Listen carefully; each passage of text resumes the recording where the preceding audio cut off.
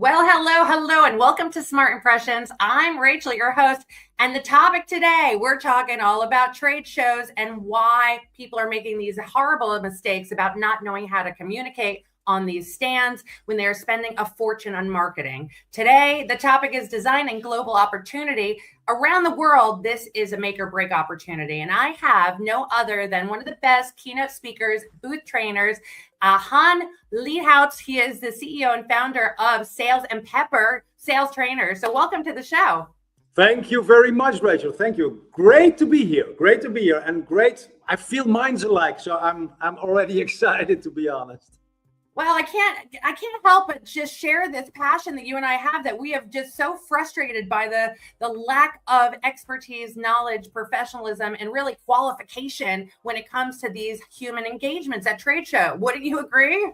I totally. Well, that's the reason I founded my company. I mean, I first was a booth builder, and the people came up to me and said, yeah, we're not going anymore. I said, oh, why not? Yeah, well, it costs a lot of money. What do you really get out of it? And I said, well, what did you want to get out of it? They didn't have a clue. And then I was watching, what are they doing? I thought, well, if you behave like this, you will not ever reach your goal. So no, this is a long-lasting passion for me. Goodness gracious. Well, I love this saying, it's like fail to plan to fail, right? And I'm just shocked, as you are, how many people go into this very highly costly investment, travel around the world, and have no clue what they're supposed to do when they get there. So tell me, you've been running around to 39 different countries. You're busy, man. I know. Yeah, that is true. Well, I started in the Netherlands. I'm a Dutch guy. Well, I've learned you're from New York. So what we have in common is we're quite direct. And that's what people will notice. We just say it. And that's always fun. And I started in the Netherlands. And then people know, oh, yeah, you speak English too. And by the way, I also do the training in German, which is, being in Europe, a big advantage, because the German teams like it when you do it in their home language, and they have a lot of trade shows, of course. The fun thing was, I think my first far trip was to India, and a lot of friends came up to me and said, "Oh, Han, you better go on this course, like cultural differences." And the fun thing was, I was there, and then I noticed that we are more alike than we're different. But people sort of hide behind, oh yeah, we're so different. But you know what, Rachel? I never came across a team which said, oh, I do not want to sell. They all want to sell. They have different ways of doing things, but everybody's the same. And so I always focus on where we are the same, which is quite handy. But it's fantastic to have been everywhere and actually feel the same energy towards doing business on a great platform. But I think we both agree that it is a great platform to do business. The best. And so the conversation today is really to help anyone listening. And I encourage you, if you're listening today on any of the platforms where we screen and share our knowledge and expertise for this podcast, I want to encourage you, jump in, ask some question. Han is here to help you. There's no doubt it's coming from a different perspective, and he knows about trade shows. So let's go into it, because there's a couple different components I want to really share with our audience. First one being, what is the role that trade shows is supposed to play in driving this business growth across different industries? Is it the same? Is it different? Does it vary? And like, where should people really be looking and viewing this trade show event space from your perspective? Yeah. Well, it is one of the few places where you have, in a certain amount of time, 1, 2, 3, or 4 days, the whole market concentrated in one place. And then people say, yeah, but this online is true. That is partly true, but here you see the people. And in the end, the more we're communicating through a screen, the more we go through screens, the more we want to be seeing people, touching people. I mean, we had COVID. I mean, and there everybody thought, oh, now it's done. Now we're done. Now we were not, because we want to reach out. And in a short amount of time, you can see the market, the novelties, etc., etc. The fun thing is that some customers, because organizers always say, invite your clients. Some say, well, I'm not going to invite my clients because they're going to see the competition. But that's the whole essence, that as a buyer, you can see everybody and you can compare, and then you can decide who you're going to be with. So that's the mindset of buyers. And if you have a great performance there, you can benefit from it. But on the other hand, well, we've seen many occasions where people just think, well, we're just spending money, and at the end we're complaining. But that is the real power. yeah, you can show off. Yeah, maybe you say you can show off, but also show why you are you and why you are such a good company. And it's also if you use it right, a very good thing to motivate your. It everything comes together: sales, marketing, research, novelties. It's all in those few moments you show that to people. So yeah, there are so many angles where you can look how you can look at it, and it's yeah, positivity everywhere if you use it in the right way. Which is what we're going to give our guests today a little insight to. Now, you have seen businesses, exhibitors over and over miss opportunities when it comes to really getting that, conversion, right? Every sponsor is trying to sell space, and clearly, their biggest challenge is, how do I get people to pay if they're not getting that conversion? But there seems to be a big gap there. Wouldn't you agree? Yeah, totally. Well, what you see is very simple. It starts with why do you go to a show? Well, probably because you want to grow. You want to find new people. And then the first thing people do is, okay, what are we going to show them? And I always say, but who is them? Who are they then? Do you have a clear mind of who they are? Oh, yeah. And what's keeping them busy at night? What is happening in their world? Oh gosh, yeah, we have to think about the customer. Yeah, might be a good idea. And then we just continue. And one thing. Ja, maar ik moet even door. Ik zit midden in de opname. Sorry, yeah. Someone came in. We just continue. My heating system had to be cleared. So where was I? We're going to cut that. I'm going to edit it. We're going to go right back. You can cut it. Yeah, you can cut it. Yeah. Yeah, no stress. No stress. I specifically asked, don't interrupt, but he did after all. Sorry. Where was I? I have to pick it up. That's okay. We'll take a moment to recenter. We're talking about the problems, that big gap, right? Oh, yeah. Where people are running. I'll pick it up from that again. Well, okay. People start. What is the reason why you go to a trade show? You want to grow. Then you have to pick the right trade show, and then they start. Well, what are we going to show them? And I always ask, who are they then? What's keeping them busy at night, and why are they coming to that show? Why do they come out of bed? But most people say, well, what are we going to show to them? So there's a difference. I say, well, it's not about what you want to show, it's about what's keeping them busy, and then show that, and then you might make the connection. And then they're like, oh gosh, that might be interesting. So, well, might be is too soft. And when they do that, then they are there, and then they have the right booth, and then it's, well, you make the connection, and then as soon as possible, you have to find out who are these people. What people most of the time do is start sending, oh, well, do you know our company now? Shall I tell you something about it? Yeah, that's not, well, yeah, you can do it, and sometimes you're lucky, but who is this person? Where is he coming from? From what angle is he coming? And don't judge a book by its cover. You never know who's in front of you. And then the next thing is, how do you record the leads?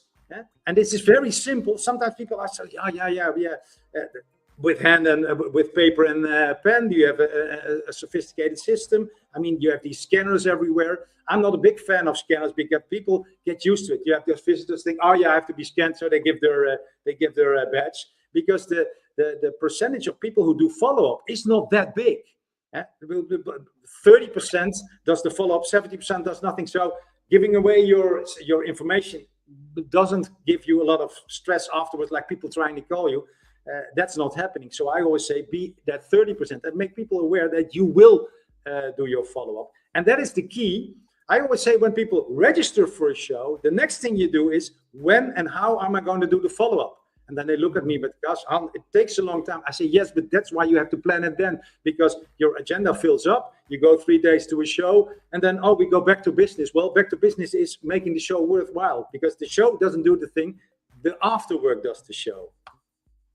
You know it. Well, I got a question. The one thing that drives me crazy when I see a box on a stand that says "drop your business card." How do you feel about that? As a stand, I'm telling you a story. As a stand builder, once or twice a year, we found the box after the show. No, with the cards. And I always remember. I always remembered those customers having these conversations with us. Yeah, the stand is too expensive. No, we don't know. So they were making a fuss about the budget.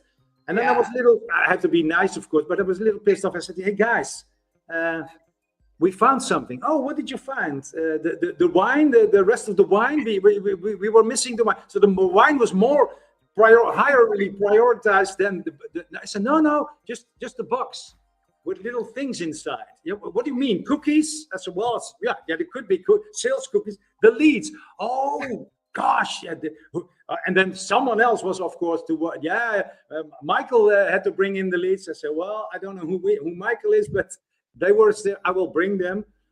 And then next year, I was like a little bit more sharp when they were saying, yeah, too much money. I said, well, you better earn some money. And sometimes you lose a client when you're too direct, but there I think, and I hope you agree, I just have to be honest. The only thing I bring to the table is experience. And if you don't like the experience, no worries, don't work with me. It's totally okay. If you do not choose, you're never chosen, I always say. Absolutely. And I agree. I mean, I think, at the end of the day, these opportunities are for you to connect. Take 7 seconds for people to connect and see if they want to do business with you.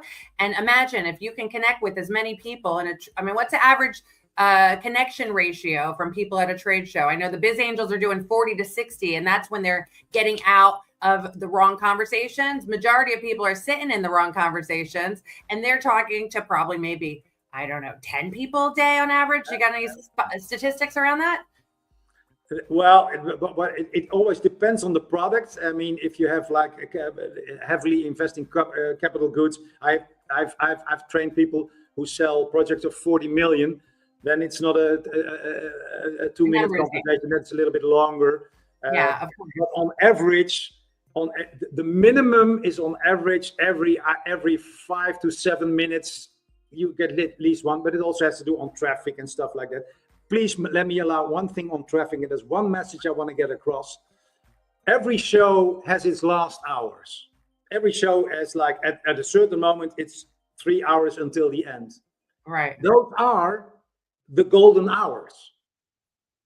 And I tell you why. I've spoken so many buyers and they say, we always go on the last afternoon. I say, why do you do that? You know what? Then we see which company is still on, where the management allows, where either the management allows people just to have a party or check their flights, or which company is still on. And it's more quiet. But what happens in the minds of most of the exhibitors, like, oh, God, oh, yeah, we're almost done. Right. These are the last hours. They're always quiet. Yeah, there goes the energy, like a spiral down. Those are the most important hours, and they're as expensive as the busy hours, to be honest. But it's sometimes a waste of time and of energy and money. Absolutely. I mean, I'm sure you and I both, we've seen so many people wrapping up before the show's done. Their stands are empty stands there. Can't tell you how many times I'm walking around going, where's someone I could talk to? And they're not even there. You spend all this money and you got out the door before they close, shop. Yeah. I get that. That's worse. But I'm going to repeat myself here. There are people there, not many. They say, but honey, it's not so busy. I say, you're right. Of course, it's not so busy. I agree. Yeah, that many of the visitors left. But those who are there, that's also the ones who are early. Last week, I was at a convention. It was a pharmaceutical convention in Munich. And we had a barista, and the barista was early. The barista was so smart. He put on his machine the night before, which means we don't have to wait 1.5 hours, a real barista machine. So we had coffee. It was a conference. And at 15 minutes before 8, there were 2 doctors in our case sitting there already having our coffee. There was pre-registration as of 7. And I said to those teams, I say, well, do we know these people? Oh, now because I did coaching. Now we feel a lot of pressure. I say, hey, guys, I told you yesterday, I'm here to coach. And then they made the conversation. People were relaxed. Yeah. And that no one else was there. The other stands were dark. I mean, you have to look through a magnifying glass. Where are the opportunities? And they're around you, but you have to see them and you have to be open to that. Strategy. I can't stress that enough. I mean, this is such a short show. Like I mentioned, we could talk all day about this. I think we've got a lot to giggle about because there is some funny stuff that people are not even thinking about and doing it as like a default for some unknown reason. And they really, it just seems like a waste of time and resources and money. And I'm a New Yorker. We don't like to waste any of that. So I'm trying to help people do that effectively. But listen, you had so much experience with the stand build itself. And I know with just our limited time left, I think it's really important to talk about the build and how that different approach of how the build really can result from the stand design and the visitor engagement to conversion. Yeah. Can you give us a little insight there on what you see from your perspective? Yeah, well, what I do see is that it all comes down to the briefing. And I sort of already said it, the briefing should be, for whom am I building that stand? And the stand, also stand builders have something to learn because they think I have to build the stand for the one who's paying the money. That is actually not true, because they use the stand to communicate with another group. So I want to know who's that group, what is keeping them busy. And so messaging, interaction, touch points should be about that, and they should encourage people to make that connection. So the whole way of thinking, but sometimes you see we have a brochure, we blow it up and we put it there. That doesn't work there. I mean, there should be thought-provoking text there, because then it works and it helps the stand crew. And then there's another thing, and that is important, that is coming up now, that is sustainability. Some of the exhibitors, but also the visitors, those who visit, are asking, like, how sustainable is this booth? This is coming up. We have something like better stands within our community where stands can be rated. So you have a badge like a bronze, silver, or a gold. So this is also a development which is coming up. So the reusable stands are also coming up, but then that's the way you build the house. But the messaging, etc., should be really client-oriented, visitor-oriented, and not the other way around.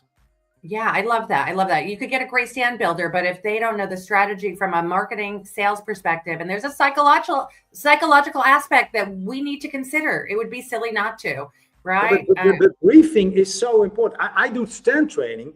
I ask 40 questions, 40, only for a stand training of half a day. Some of my clients say, oh, gosh, that's a lot of questions. I say, yeah, but I still need the answers. Yeah, that's a lot of work. I say, well, congratulations. It might help you, because I want to know. I want to be, otherwise I can't, of course, my service, I know what I have to do, but I want to be really close onto the customer, what they need. So I'm asking questions. This is the whole thing. Ask questions. The whole stand should be like a big question mark, like, okay, how can we really help you? Where do we connect? What's worrying you? When do you go out happily? When we interview you, when do you come back as a visitor? What have you seen there? How have you been engaged, etc., etc.? Yeah. Oh, I love it. I love this. For hours, Rachel. I love this conversation, because this becomes, how do you connect with the people that you're engaging with? It's as simple as that. Questions, the qualification, to really understand them more, to really connect with them. Everyone wants to be heard, but no one's asking questions, which is crazy. The whole thing. Yeah, exactly. Well, Han, this is so fun. I want to wrap this up with the most important nuggets for our community, and that is your top 3 strategic recommendations to better align businesses with their booth design, their team behavior, and messaging with their audience in order to create stronger outcomes. I know you've mentioned a lot of good stuff. Now we're just going to give it to them at one time so they don't miss it. What do you got?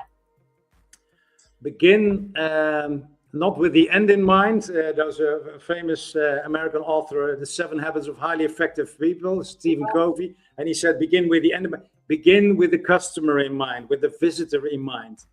Whatever you do, why do you go there? What are you doing? So once you've done that, plan your follow-up. Yeah. So when you've done that, do your follow. And it's actually a very simple message, but do that. Who's going to do it? How are they going to do it? And when are they going to do it? Yeah. And finally, ask open-ended questions to open up the conversation. Yeah. Instead of, can I help you? And then they run away. No, how can I help you? What are you looking for? What makes you happy? And et cetera, et cetera. And if you do those three things, you're already, well, 60, 70% on the way.